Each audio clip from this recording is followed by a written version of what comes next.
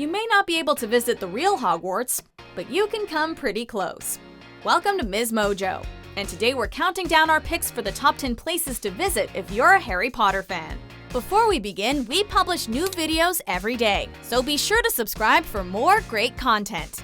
For this list, we're looking at the top locations around the world that you should plan a trip to if you're still waiting for your Hogwarts letter. Number 10. Harry Potter the Exhibition. If international travel isn't in your budget, don't worry, because this exhibition may very well come to you. If you're lucky enough to have Harry Potter the Exhibition stop in your city, you'll get to see props, costumes, and sets from the film series. Rather than a simple museum-style collection, this traveling exhibit is set up to take place within recognizable set pieces of spaces, such as the Gryffindor Common Room, Hagrid's Hut, and the Great Hall. The exhibition has already been to cities in Europe, North America, and Asia. Keep track of where it'll be next so you don't miss out. Number 9. Glenfinnan Viaduct. You may not know the Scottish Railway Viaduct by name, but when you see it, you'll recognize it instantly. This portion of the track has appeared in 4 of the Harry Potter movies, with the most memorable scene coming when Harry and Ron steal the flying car and soar above the Hogwarts Express. Glenfinnan Viaduct is located in Loch Shiel, and for the best experience, you should research train times to ensure you manage to see one passing by.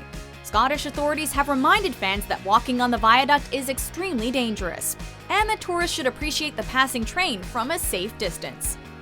Number 8. The Lockhart. Canadians, you're in luck.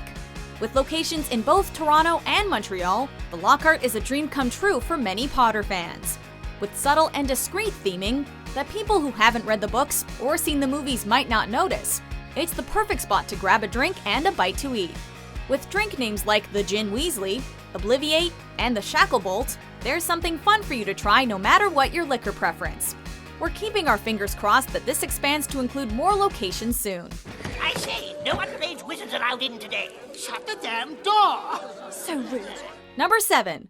College of Wizardry. Hogwarts may only be real in our heads, but at Alnwick Castle in Poland, fans can live the Wizarding World experience at a 4-day LARPing event that takes place several times a year. For those not already into the scene, LARPing stands for live action role-playing, meaning that in this case, you'll be fully immersed in a magical setting, with great hall dinners, a sorting ceremony, and even classes to attend. Keep in mind, though, that since the College of Wizardry isn't officially affiliated with J.K. Rowling or Warner Brothers, you won't see any Harry Potter branding here. Number 6. Alnwick Castle. There's no single location that was used to represent Hogwarts in the Harry Potter films, but rather a collection of different castles and buildings that came together to create that awe-inspiring final on-screen effect.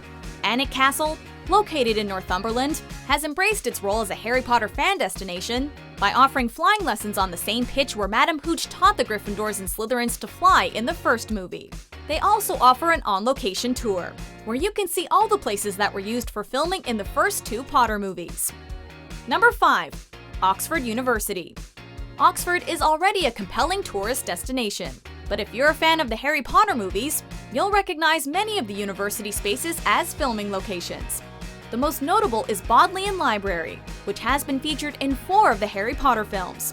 The Divinity School was transformed into the Hogwarts Infirmary, while Duke Humphrey's medieval library serves as the Hogwarts Library.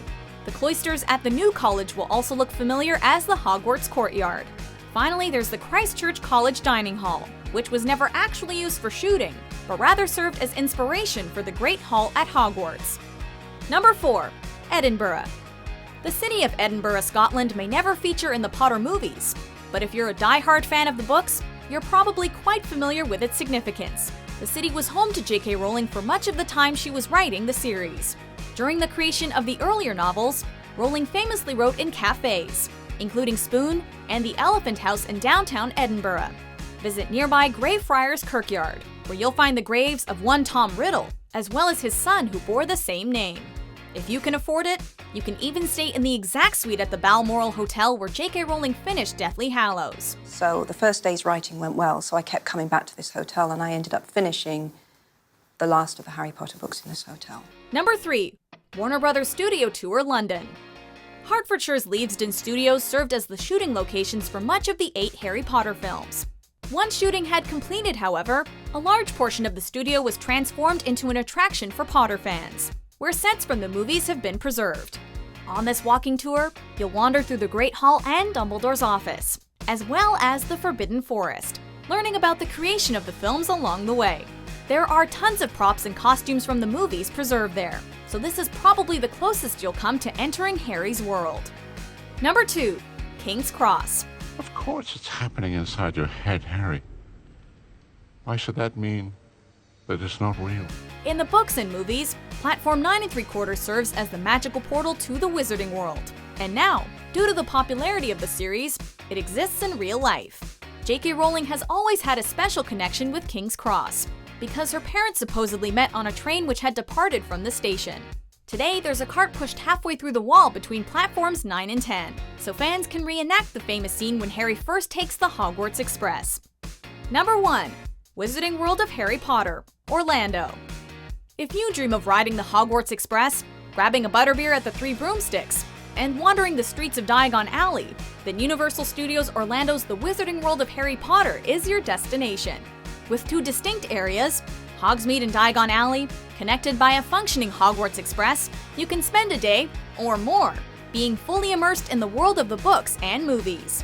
There are several incredible rides, but the Escape from Gringotts ride is unlike anything you've ever experienced, letting you take part in a key moment from the final installment of the series. We guarantee you'll never want to leave. Do you agree with our picks? Check out these other great clips from Ms. Mojo and subscribe for new videos every day.